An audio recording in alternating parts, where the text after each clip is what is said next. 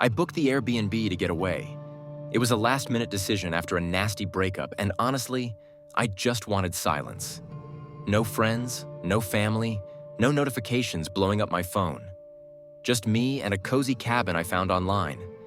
It was a little off the grid, maybe 30 minutes from the nearest town. Secluded. Peaceful. Or at least, that's what I thought. The listing looked perfect. Rustic charm, private property, surrounded by woods. And the host had solid reviews. Nothing weird, no red flags. When I arrived, the place was quiet. No other houses nearby.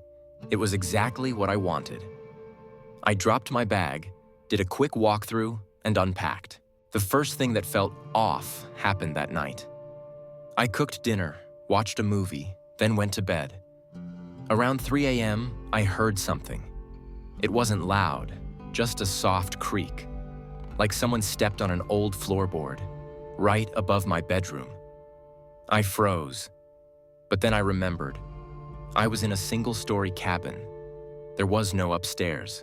The next morning, I got up and went to make coffee, and found the fridge door slightly open. Nothing major.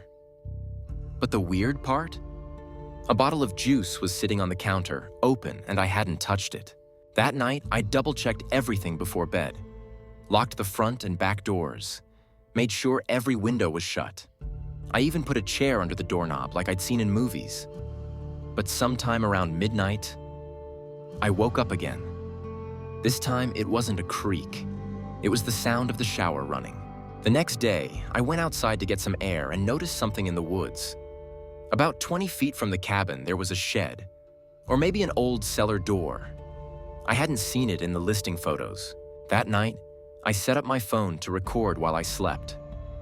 I just needed proof that I wasn't losing my mind.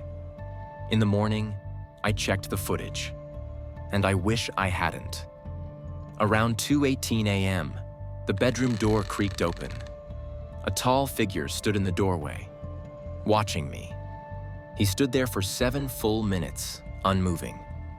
Then he walked out.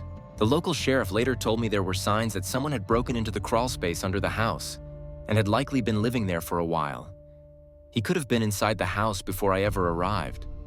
I don't use Airbnb anymore.